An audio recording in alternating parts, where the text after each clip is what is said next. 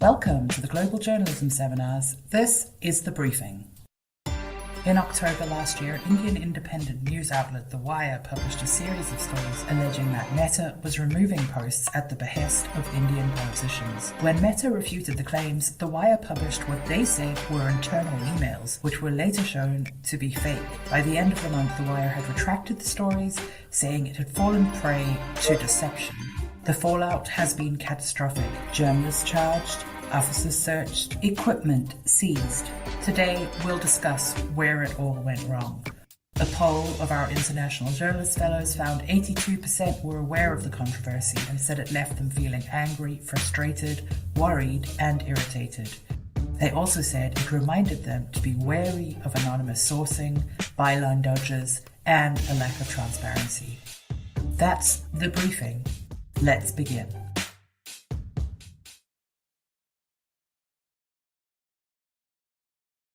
Well, hello and a very warm welcome to our audience. That's both our Reuters Fellows and, of course, our global audience that's joining in for the Global Journalism Seminar, a series of conversations we have about issues that we believe are not just topical, but have ripple effects for journalists across the world. What you saw was a small slice of events that occurred through October and a bit beyond that, I might add, of 2022, where a digital platform based in India called The Wire allegedly or had an alleged report that indicated Meta might be influenced by its decisions on what it posts and the content it takes down that was coming from the ruling political party, the BJP. Interestingly, this was a story that came in from their own consulting reporter that then turned out to be false. It turned out to be an almost fantastical set of information that he had put together, and it had rather dire consequences, both for the platform in terms of the hit that it took on the trust element, and of course, more importantly, a slew of police reports followed. There was search and seizure, and there was the very real backlash for that organization. What are the important takeaways for journalists, for editors, for platforms that do investigative work, because that's something that The Wire has been associated with, and really what are the lessons to draw for journalists across the world? To discuss all of that, I am joined by a veteran of Indian media, N. Ram, an award-winning investigative journalist himself, who has had opportunity to write and report on some of the largest investigative pieces in India, including the Bofors deal, the Rafale deal more recently, and of course, you will know him very well with his association with the Hindu Group. He is former editor-in-chief of the Hindu and now director of the Hindu Publishing Group.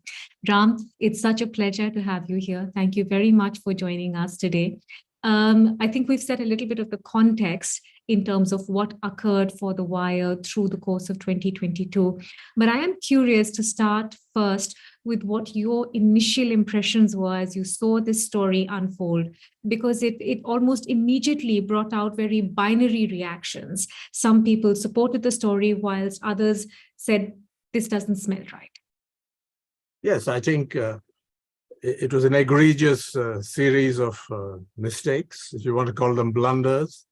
Of course, there are plenty of them in Indian newsrooms, and people get away with it. A lot of propaganda which is more toxic than this, but they're not called out here. But here was somebody taking on Meta, and also the IT head of the BJP, the ruling party. So it became very prominent, and The Wire has established credibility for standing up. It's an independent digital publication with very limited resources, but it's playing well above what you'd expect from so young a digital news venture, and not for profit. It takes on the government. It has strong opinions. It did the Pegasus in part of the investigation in India, and did it without any hitch or any stumble. So I think it among those who share that kind of editorial viewpoint, or those opinions, if you like, The Wire had high credibility. And so when The Wire made these egregious journalistic mistakes, not that it was completely isolated. It's something that people would gloat over, because plenty of it is happening here and also elsewhere. Journalists make mistakes. very serious mistakes. Take the Judith Miller case, on the weapons of mass destruction, the stories the New York Times ran, and the Guardian published an article on the big blunders it has made in history. Not that this extenuates or excuses what happened, but you've got to put it in context. So there's no so I thought there's no reason to gloat over it. And then came something which you could argue was in the Wire's favor. It looked very bad. The police swooped down on them, made a raid, if you like, seized the devices of all the three founding editors, the journalist Janvi Sen, the others as well who are no way involved in this story, including computers, hard disks of computers used by the accounts department. So this, I think, worked. While it looked terrible for the Wire, because the process is often the punishment, this actually won them a lot of sympathy. And my first reaction was, I did a story for Frontline, and I tweeted before that, was to come out in support of the Wire, saying that this was over the top, an over the top response by the police, set up by who, right from the top, because many journalists, television stations put out a lot of disinformation in India. I don't want to name names since they're not part of this discussion, but if I'm drawn out, I will. Nothing happens to them. This is selective targeting, but I think ironically or paradoxically, if you like, the Wire won a lot of sympathy from the Editors Guild of India, from organizations of working journalists, from press clubs, because this shouldn't be the response. That was the widespread view. Of course, the opinion was polarized. But the Wire, I don't think the Wire, it has been catastrophic for the Wire by any means. It's a bad blow, but credibility is not destroyed by just publishing one story or even a series of three investigative reports. Sure. And I do want to touch on all those aspects, the proportionality of the response, and as you said, the idea of credibility and trust. But just to go back to, one of the points you made earlier in your response, this is probably another phenomenon that has global echoes. The fact that investigative work is increasingly happening by the smaller, scrappier outfits that neither have the kind of resources, both by way of people or monies, that some of the more established organizations do, but really do have the will to shine a light on what they see as wrongdoings, whether it is by the state itself or by very large organizations. Are there any early lessons to have drawn for outlets that want to do this work and are keen to do this work, Ram, in terms of steps to have avoided or steps to not follow on? I think it's hard to find those early warning signals in this story. Of course, tech reporters or techies claim now that they were skeptical, but I don't think they got there early enough to point out that this is an egregious mistake. This is completely wrong. Till Meta came out, they said it is true that these technically well-informed people or techies raised issues, were skeptical, but they didn't quite challenge the story the way it should have been done had it been so obvious from the start. So I don't think now people can gloat over the mistakes that the Wire made and so on, but it wasn't that clear. And evidence of that is this whistleblower Sophie Zhang, who was interviewed by the Caravan. Yes. And I think that is well worth reading because she wrestles the issue. She didn't quite disbelieve it. She had doubts. She gave the Wire the benefit of doubt. Then came some moments of revelation for her, if you like. This is not how Meta handles it.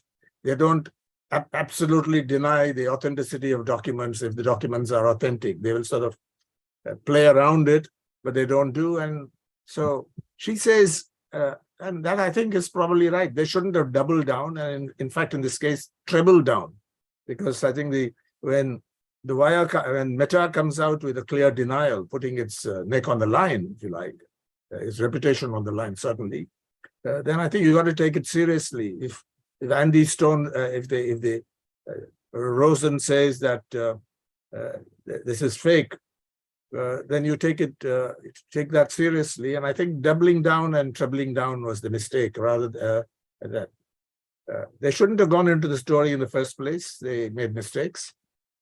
Some people claim, I saw some articles claiming that this is not so much a tech story, it's just a failure to apply basic journalistic methods of verification, playing the devil's advocate, being very, very suspicious or wary of your sources and all that. We know all that stuff. It's old hat. And it's still relevant, of course. But that's not the only issue. I think there were some tech issues that were beyond the grasp of the people, beyond the at least immediate grasp of the people who were working on the story. There was clearly fabrication. We don't know the motives of behind the fabrications. Devesh Kumar, for example, who confessed to the Wire, I know this for a fact, that he had fabricated the emails, but he didn't. But he said there's another source which had given him the initial material, the post-incident report, and so on. So the motives are not clear.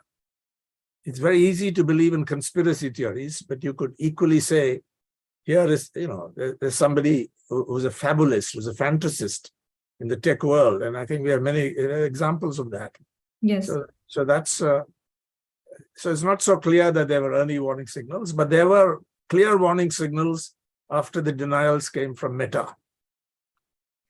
You've been part of and actually spearheaded investigative pieces as well, Ram. Let me throw that statement back at you, the one you mentioned about, lack of skills. Is it a different terrain where those indulging in investigative journalism have to be not just have a strong nose for following, the lead of the story, for checking their sources, but also sort of doubling down on additional skills that they may now require to understand a fake email from a legitimate email, for example, because that was something that was presented, as you said, as the doubling and trebling down. Here's the email and here's another email.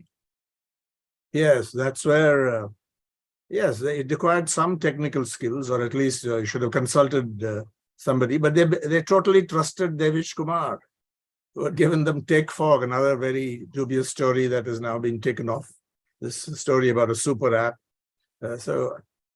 There were some articles, blogs, and so on questioning that, but nobody really took it on. And it got international coverage, the Take Fog story about a super app the BJP had, which could take down things from social media, penetrate the security systems of all the technology giants and so on. And that story didn't ring the kind of warning bells, the alarm bells that you would have expected, had it been so clear to the experts. Yeah. So I'll really, but the answer to your question is, I don't think you need great expertise in the newsroom. Now, it's fashionable to say now that Indian newsrooms lack tech reporters. I don't think that's completely true. If you see the columns, they have reviews of technology products, consumer products in particular, cars, for example. So I think there's a lot of skills. And I don't think we are short of IT skills and technology skills. Whether they're deployed is the question. Now, for example, Mitali, we did WikiLeaks, The Hindu, in partnership with WikiLeaks, Julian Assange and so on. We did WikiLeaks, which required a certain, I wouldn't say a great degree of technical expertise or knowledge, but you need to do security. You need to be, take care of your security, data security. And we learned from Julian Assange. I myself met him, and The Hindu published, 26 straight full pages based on WikiLeaks' US Embassy India cables and later US Embassy Pakistan cables. And we set up a room. Nobody got, I don't think there was a single mistake. Siddharth Vardarajan himself had a significant part in that. At that time, and we were able to handle it. You had engineers. The newspaper, like a major newspaper, has engineers working for it. And you can always call them to consult. And we did that. I think I'm yet to be stung. taken for a ride so far. And now, fortunately, I've retired from journalism, or at least active journalism. I write occasionally. So I'm pleased to say that, because I was suspicious about sources or skeptical. Then we learned about, the rampant abuse of sources in the United States around the time of the Iraq War, on which Norman Pearlstein and others have written the Judith Miller case, for example. So what are the rules before you give anonymity to a source? The other day we had in our Asian College of Journalism, a very fine, distinguished journalist, Matt Winkler of Bloomberg. And he, I don't think he would mind my mentioning it, because it must be public by now. For the first 10 years, he said, he refused to confer anonymity on any source. And the reporters, he said, were mad, the investigative reporters. But he said, I did that to establish credibility. The first 10 years, zero use of anonymous sources, sometimes called confidential sources. You give confidential status to a source, and it leads to trouble. So what are the rules? I would summarize what we learned in terms of 3 rules. Whether it's the use of confidential sources, not just anonymous, but where you're willing to go to jail, willing to lay down your life to protect that source, if you will, or use of serious deception. What are the rules? 1, the information shouldn't be available any other way. It should be clear to the editor who's commissioning the story, that or supervising it, that this information is not available in any other way. I can get it from public records. I can get people to go on the record, and so on. And secondly, this information must be on a significant issue, not something purely private or trivial. There should be a public interest threshold that it must meet. And this has to be judged within the newsroom. And 3, it has to be closely supervised. But in the Wire's case, it was supervised by the top person in the organization, Siddharth Varadarajan, who, to his credit, didn't throw the reporter under the bus. He put his byline on one particular story and took full responsibility for it. And the reporter continues, the journalist continues to work for them, but they made changes. I don't know how much it's been reported. The Wire has brought in a new editor, Seema Chistry, who's very experienced in different media. And they've set up a new structure where an editorial board comprising the 3 founding editors, Siddharth Varadarajan, M.K. Venu, and Siddharth Bhatia, they say, the editor is accountable to them, but day to day, the editor is in charge. This is a change. And I'm sure they have learned lessons from it, as we all have. So I'm quite sympathetic to how they handled it. Some people say they should have apologized to the person they named, who's not really defamed. In fact, he should have been flattered that he was assigned the power to through being on cross-check, endowed, gave him the power to take down or post anything on Facebook, on Instagram in this case, or Facebook. But I think they should have asked him. Yes, they should have asked him at some point. The story, those are mistakes. But these mistakes, I emphasize, are made quite often, and people get away with it. Yes. So one is, of course, as you said, about the sources. The second is how significant is the issue, and then what is the level of supervision? Let me touch upon that through the lens of trust, Ram, because for me, I think that was the more important outcome. There's trust, of course, with your viewers, but there is so much implicit trust within an organization and an editor and a reporter, particularly in an environment like the one we have now across the world, really, including in India, where reporters feel frustrated that a lot of their stories that might be critical in nature get stamped down by editors. Here you have an editor who wholeheartedly supported his reporter and his story, who trusted the fact that he, was speaking to legitimate sources, and then finds that it's the reporter, really, for lack of a better term, that stabbed you in the back. As also the fact that when police complaints were filed, they included everyone, the founding editors of The Wire, but not the reporter in question, whose story... Not the technology, the consultant. The consulting reporter. I think that's the more problematic one, isn't it? The way trust was broken within the very sort of very, very crucial confines of a newsroom, and the delicate balance that is held within that. Yes, and in a very small newsroom, that is quite a blow. But why did The Wire file a police complaint against Devesh Kumar, the consultant in question, who was hired on a monthly basis? Yes. But had also done stories. He never put his name on any story. That perhaps could have been a giveaway. I don't know. I would have caught it. I don't know.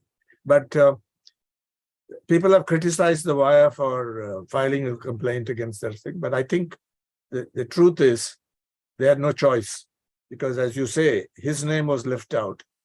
It was not clear what his motives were. It was not clear whether he was going to be used as, we call it, an approver, like a prosecution's witness turned around, and so on. It does appear so far there's no evidence to show that he was anybody's tool, Devesh Kumar. I'm being careful. I don't know about it. And he's quoted as saying what The Wire has said is right. And so on. He's been interviewed by the police, but his name is not, doesn't figure as an accused. The Wire had legally no choice. This is what I learned from my lawyer friends, but to, file a complaint against him. But having said that, we know that nothing much has been done. The investigation has not been taken forward. I think it was mainly for a show. There's no case here. Most lawyers would say that the whole criminal investigation is baseless. It was a mistake. There was fabrication inside, but there are any number of fabrications in journalism. And the answer is not criminal prosecution for this, unless other issues are involved. If Meta doesn't sue normally, so I think there's no warrant, no justification for this action. Mm. But the blow within a small newsroom is severe. But I think The Wire has responded to it by saying we are looking at our methods, and they made a major change in editorial operations, bringing in the new editor. Let's talk for a moment about the point you raised around what quantifies a significant enough apology, or what should the response from the organization be, Ram? And I'm reading part of what was the note that The Wire put out publicly after accepting the fact that this story did not seem legitimate, that they were withdrawing it. They say, to have rushed to publish a story we believed was reliable without having the associated technical evidence vetted independently is a failure of which we cannot permit repetition. As you said, there was a lot of pushback saying, well, you don't seem sorry enough. What is it that's expected of a journalistic organization whose job is to work at investigating wrongdoing, having tripped up, admitting that they tripped up? What else is it that would pass muster? The question is, how sorry is sorry enough? And must you cringe? Must you go down on your knees? I think people have different styles. And I'd like to remind you that the New York Times has hardly apologized in an unqualified way for the huge harm that it did by publishing Judith Miller's stories on WMD, based on, a very prejudiced source, Chalabi and so on. And Judith Miller is not remorseful at all. She's defended her actions. And her job was just to report what somebody said. If you report, false information or disinformation, which leads to harm, then do you apologize? Do you show remorse? So each organization has a style. I think Siddharth has been sorry enough. I saw those statements in my personal view, but there are people who feel he should have apologized to Amit Malviya. I think, yes. Or to Meta specifically, rather than issue a public apology. That's a question of style. It's a question of what you think. You have your own self respect. So you can say it's pride in your work. So how many journalists apologize, cringingly, because the whole thing started with a group called Cringe Archivists.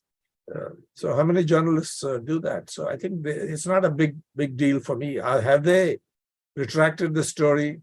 Have they come clean? I think yes. There's more to be learned about TechForm. They've taken it off, but I think the results of an internal inquiry, we must look at it when it comes out, scrutinize it critically. What went wrong in that story? Because that was an equally egregious, it seems to be, blunder, publishing that. But I think they have been sorry enough. That's my short answer. Let's talk about the second strand of trust then, because what happened after that story was released was that several Indian journalists who also do, critical work, came out with a very public backlash against The Wire, saying they had destroyed the reputation for themselves, but also for other news organizations seeking to do critical investigative work, that this was a body blow to Indian journalism, that The Wire's own trust now stood in, complete shambles, and no one would trust a story from them again. I'm curious to know what your response or what your reading of that was, because much of it was quite public, actually, by many smaller news outfits saying, well, there you've gone and done it, and now you've made it difficult for the whole, for all of us. I think that's, put in those terms, it's completely over the top, OTT, because reputation is not just destroyed just like that. It's not either or. You take a blow, you work your way back to, the kind of trust levels you enjoyed, you built it up.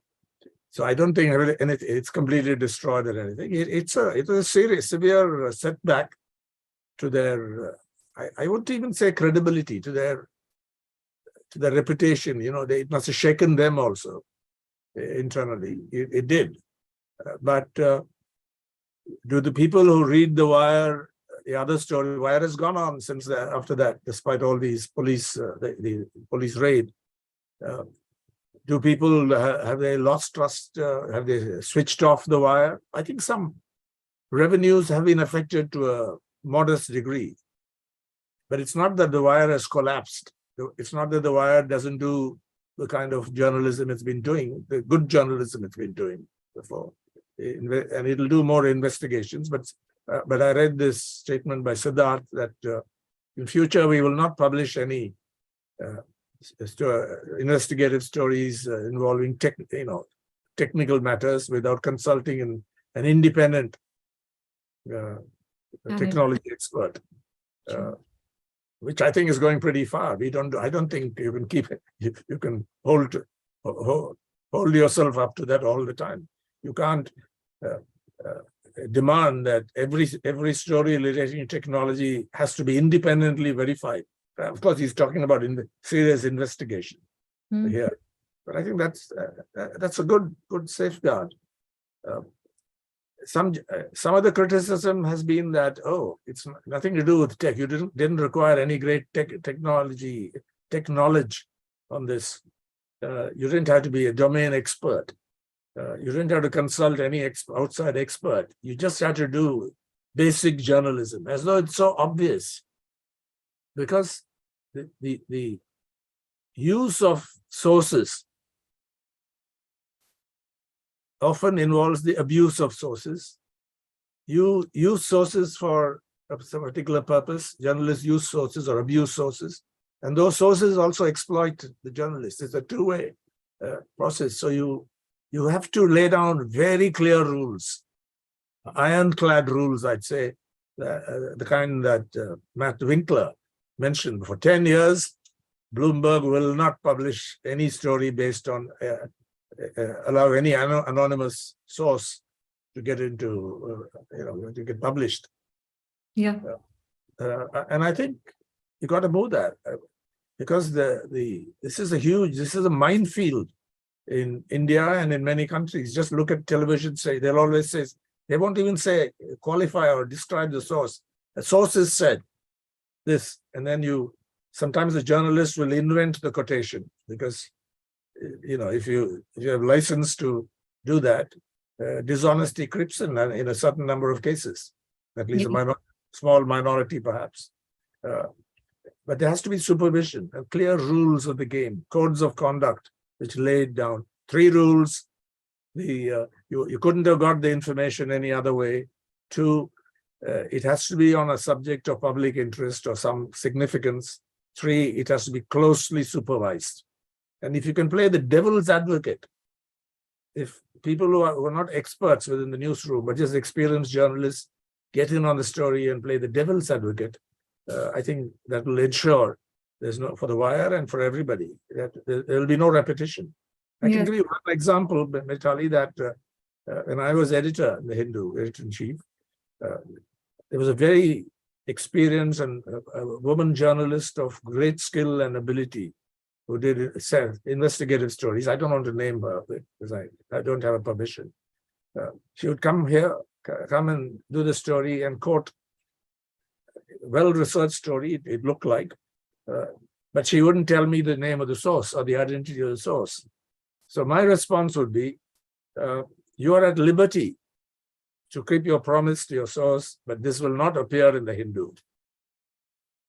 I think you've got to take a position like that kind of position, I think, where somebody, preferably the editor or somebody like you, when you're working, they could totally trust, has the responsibility and is held accountable if you get it wrong. And it'll lead to dismissals in a newsroom if a major investigative story implodes. And so on. So I think. Yes, no, I mean, I agree, Ram, and that's the one I'm intrigued by because I'm wondering what investigative journalists who are watching this are thinking. You tend to protect your sources like your babies. That's the one you don't want to sort of let go of. I know my fellows have a lot of questions for you, but let me wind down with one, final one before I open up to them. On the point about proportionality of response, Ram, and I think that's the most disturbing takeaway, the fact that the police stormed into offices, seized laptops, there were police cases slapped, left and right. One is, of course, a reaction to the action, and the other is the underlying lesson that you're trying to point out to this organization and others, saying if you attempt it and if we find that you made a misstep, it's going to be bad. Yes, to send a message, I think. And first I thought it was to bring them to their knees too and so on, but there seems to be no follow-up in the investigation. And lawyers, as I said, mentioned that it's completely baseless, the kind of allegations that are made. For example, criminal defamation cannot be, the police, the Supreme Court has ruled that the police cannot put it in a first information report, which is the beginning of a criminal investigation. But it's included in the case here, in the first information report. So if and when it goes to court, I think the case will collapse. The police case will collapse. This is my expectation. But so they thought perhaps that this would create great distress for the wire, but doesn't seem to happen. Although there's been a cost. Yes. Yes, indeed. And some hard lessons. I mean, there's no taking away from that.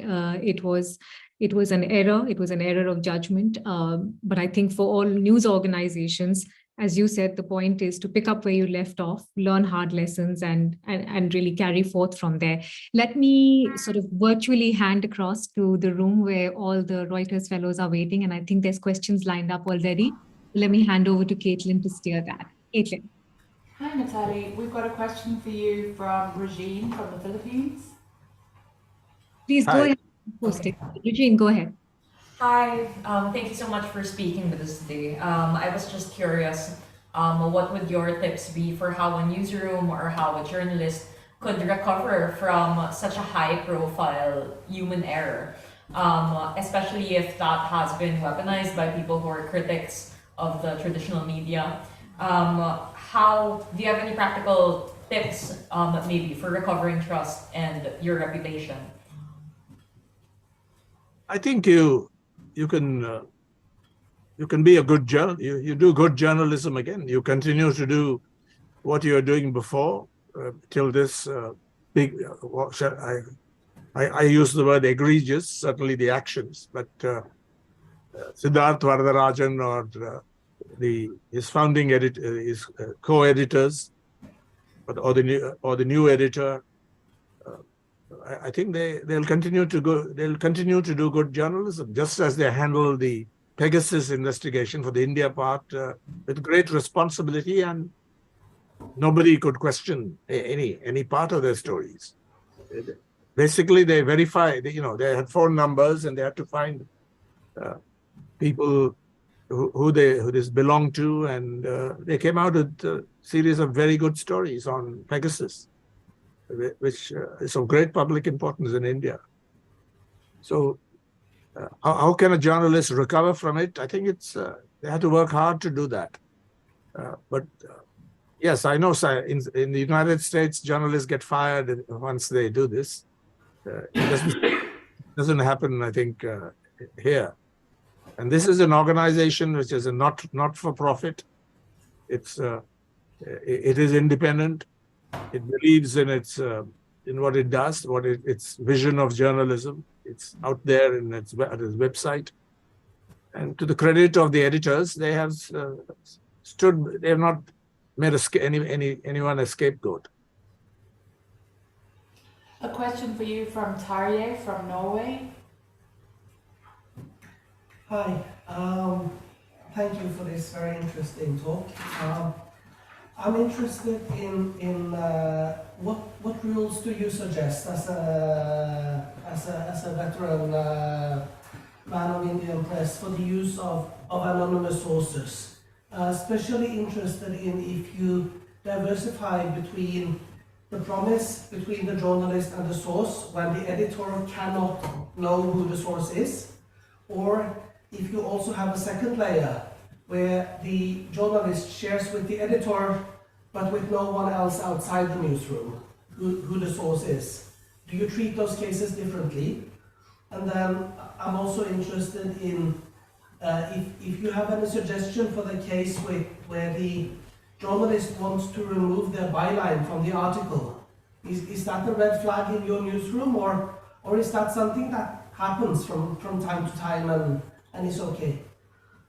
Yeah, I'll take the second part. Is an interesting question. Yes, I think that would be a red flag if a journalist has said that I think in this case, what I learned was Devesh Kumar said, if you put my byline, my source will get exposed.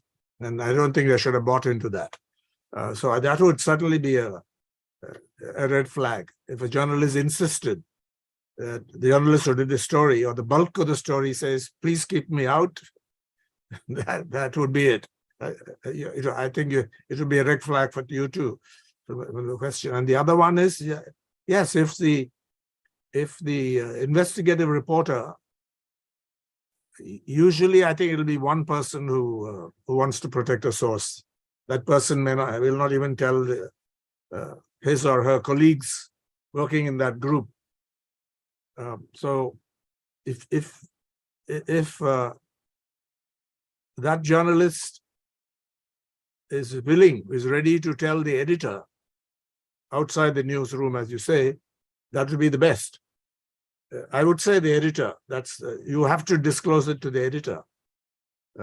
But if the editor is so busy or in a major organization has many things to do, different publications to say an editor-in-chief or a publisher, if you like, then I think the editor may delegate it to somebody else. But then the editor has to be knowledgeable about the story, must have some basic information about the story. So it depends on the, I think, structure of the media organization and whether investigative journalism is sequestered, treated as a separate, completely different division. I recall Marquez's statement that all journalism has to be is investigative, or must be investigative, by which he meant all serious journalism has to be investigative. In that spirit, I think the editor would know what is happening in the newsroom because he or she is in charge. So, but raise the bar for using. In the US, they call it a confidential status, by which they mean the journalist will go to jail rather than give up the information. So I think that's my answer. You can enforce that. You may lose some stories, or people will grumble, but you got to hold the line. Otherwise, you will get into trouble. A question for you from Jussi, who is from Finland. Hello, thank you very much for talking to us today. I think one aspect that helped to turn this case into a global spectacle was the fact that the Wire first defended their article very publicly. And on one hand, one could say that this is the kind of transparency that is expected of journalists these days.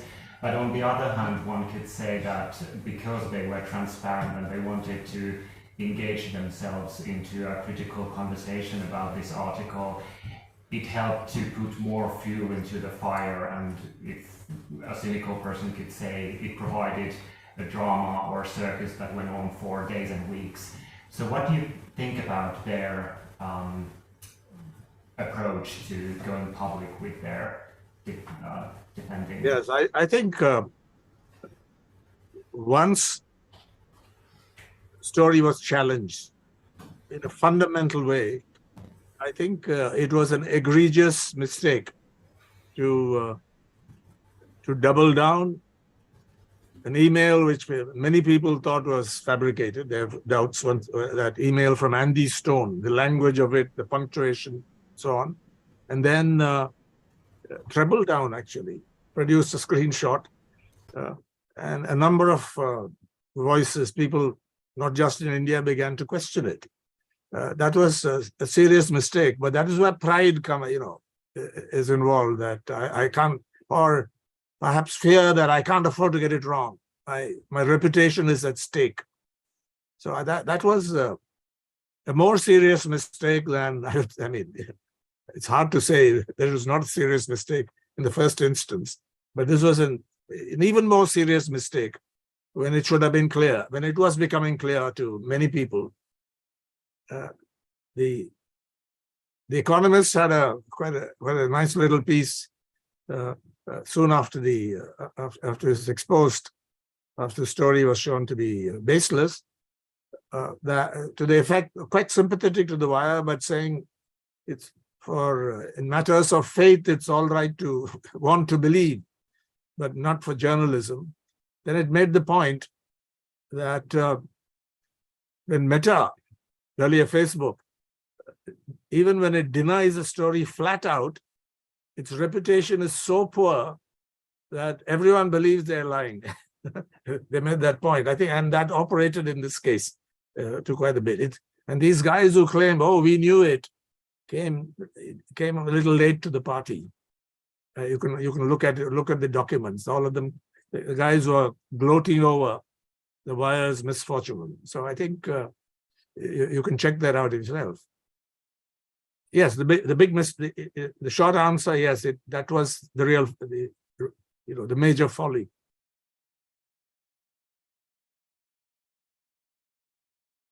Any more questions from the fellows, Caitlin, or shall I take some of the questions online? That's all from the room for now, but you can come back to us in a second. It looks like there's some good ones in the Q&A box. Yes, indeed. And let me sort of layer my question with it, Ram, on the point that you just raised, because someone has asked the question of whether there's media bias that's increased in India. And the Wire episode did bring that part of the debate really to the fore, the confirmation bias, because I spoke as well with a lot of experts who said, look, it's not implausible. It sounds something exactly like what, a large organization like Meta might do, but I'm not sure if they have actually done this. As newsrooms, how do you sort of consciously fight that confirmation bias and ensure that you're staying middle of road and you're not sort of veering this way or that because you might have a preconceived notion to do so? Yeah, for those who need a working definition of confirmation bias, it's basically that you look at and interpret new evidence in line with your own beliefs, your preconceived beliefs. So any new evidence looks like confirming a position you already hold. That's how I understand it. That's the working definition. I think the one part of that, a powerful part of that answer could be keep reporting and opinionating or editorializing relatively separate. It's hard to do it for magazines and so on, but for a daily newspaper or for investigation or report, serious journalism, I think that old line, which assigned reporters a certain role and editorial writers or opinion writers a different space, still holds true. It's hard to avoid opinions, even in a news story or certainly in an investigative story. There are all kinds of loaded phrases that can be used. I can spot them from a mile. Many people can. The use of language, in this case, the English language, to convey a certain bias, if you like, or convey certain ideas. But that line that you can't editorialize here in these stories. And that, I think, will not eliminate bias. In any case, let's talk about objectivity. What's objectivity in journalism, which some journalists profess to practice? A long time ago, Walter Lippmann entered this debate, said that and there's been quite a literature on it. It's not neutrality or value neutrality. It's applying the scientific method to what you report. That's how Walter Lippmann, who thought quite deeply on these questions, whether you agree with him or not on major issues, thought. And I think the best journalists have practiced, whether they see it in terms of science or not. What is in this book called The Elements of Journalism, it says journalism is basically the discipline of verification. So verify, then you make sense, you bear witness, you investigate. These are the 4 functions. People have identified them. And that if you do that, I think the element of bias will still remain, but it'll be minimized, or it'll be tolerable. But in a highly polarized society like India or the United States or the UK, this is not an exhaustive list by any means. I think people will continue to hold their opinions. And if you say somebody, Donald Trump's disinformation is completely discredited, no, 49% of the American people still support Trump, believe that what he said, the election was stolen. Maybe it's not 49, but some figure quite high. Surveys have shown that. So in this sort of situation, journalism can ride piggyback on this highly polarized situation and do quite well, get away with it. So trust is not destroyed, I repeat, by just even a series of mistakes. That is a romantic notion.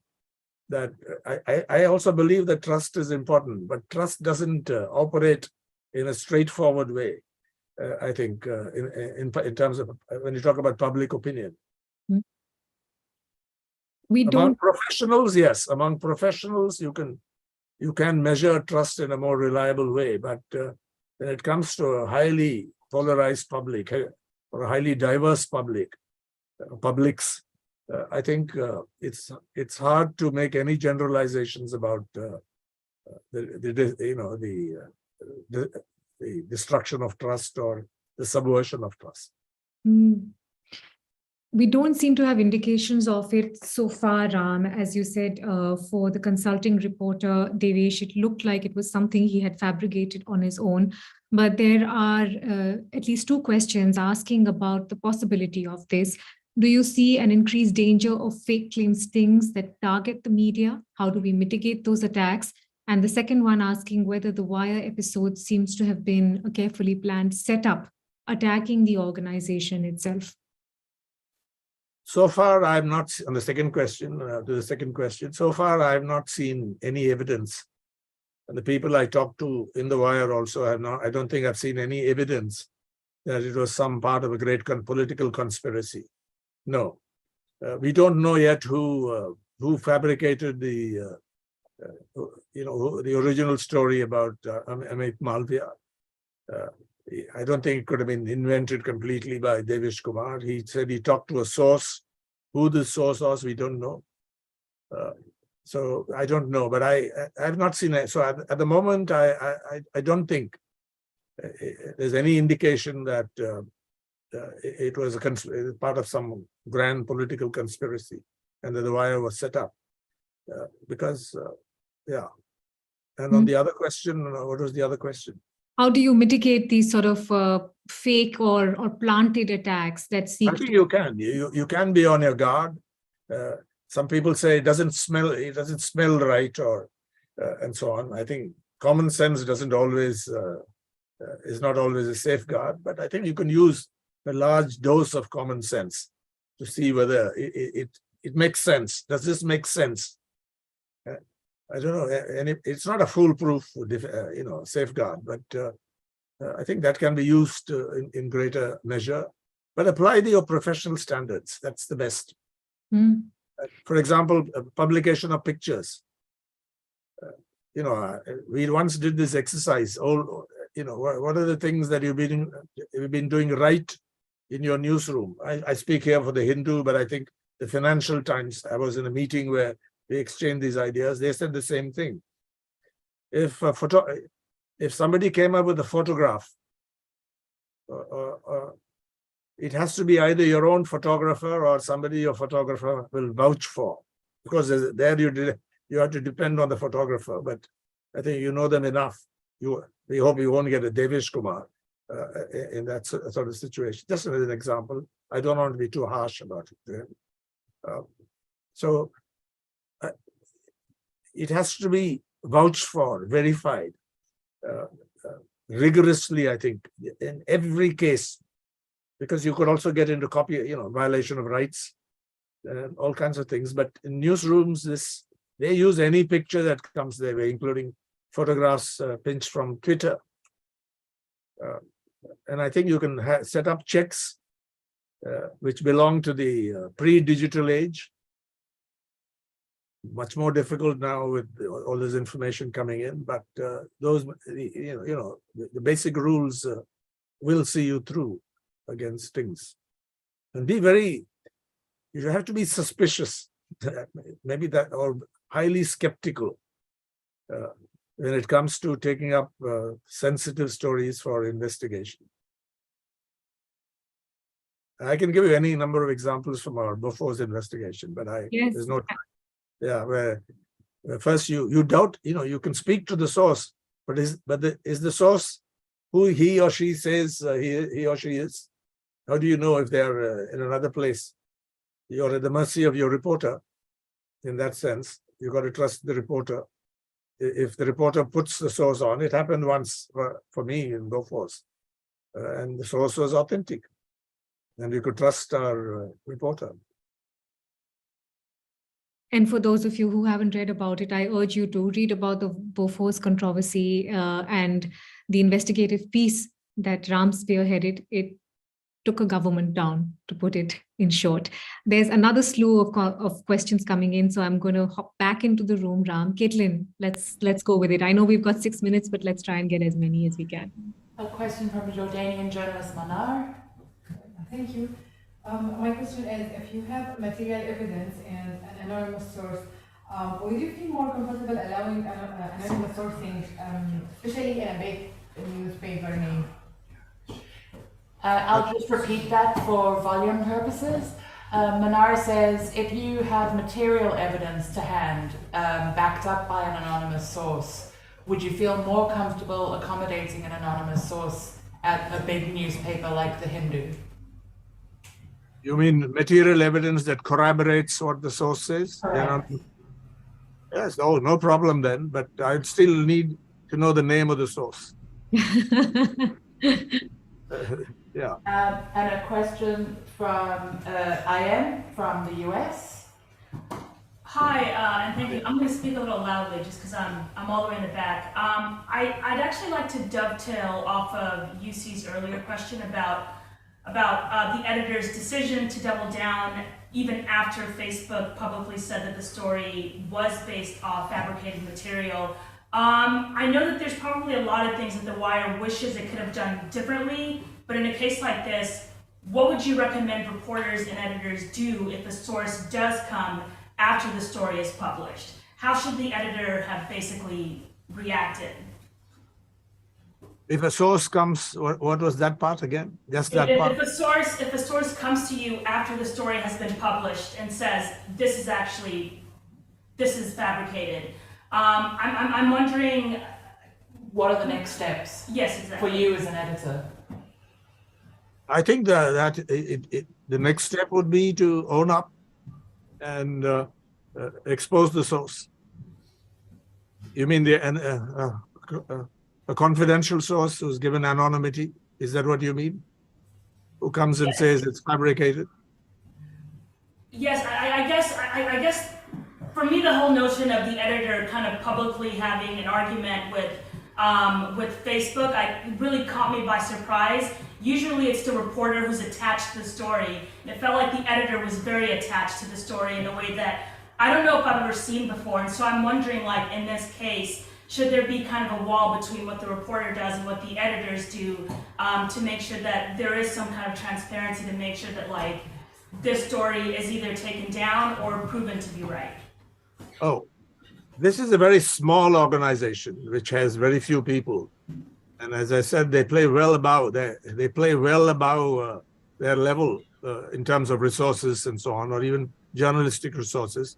So the editor in this case has supervised the story.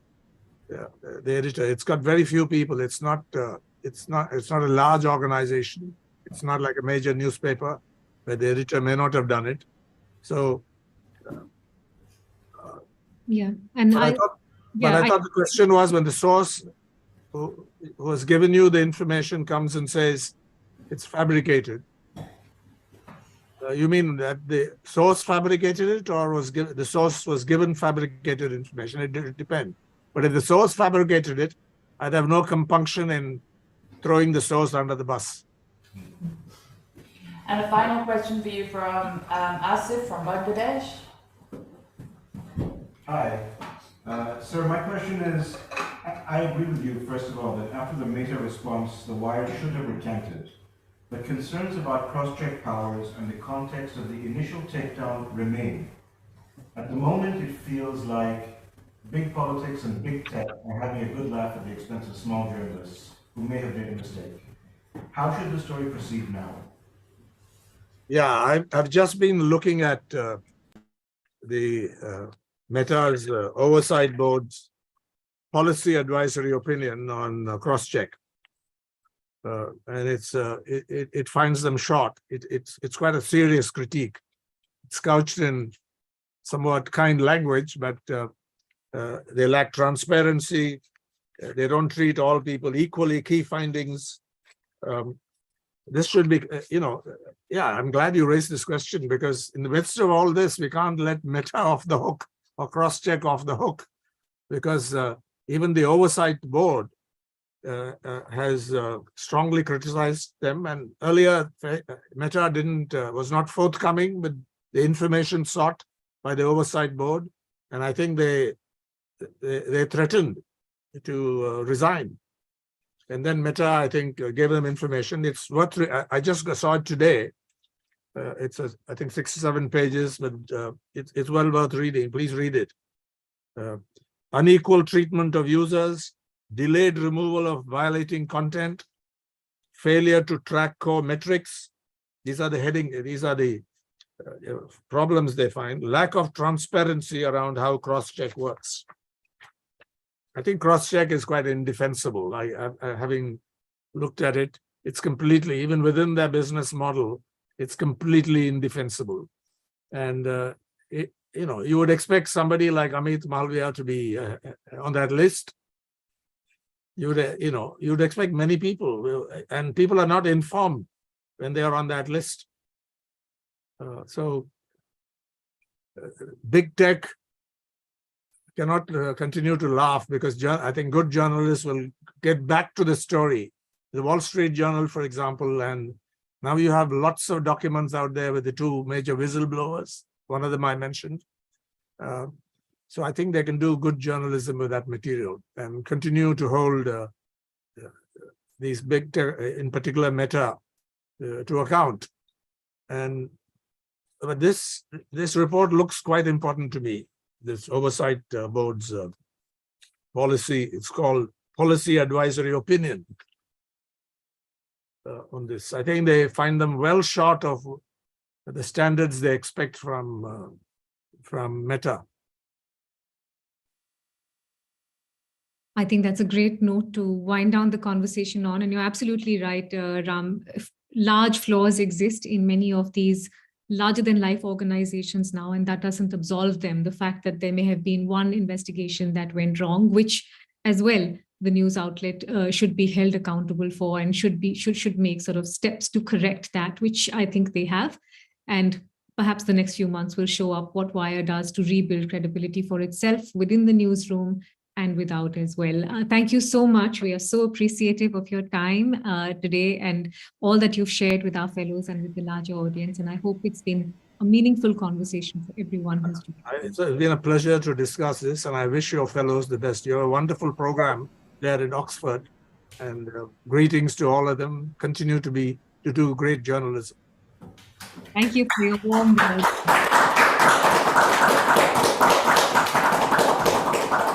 We'll wind it down. Thank you everyone for watching. Next Wednesday, we're back with another chat. Caitlin Mercer will be steering that one. So thank you.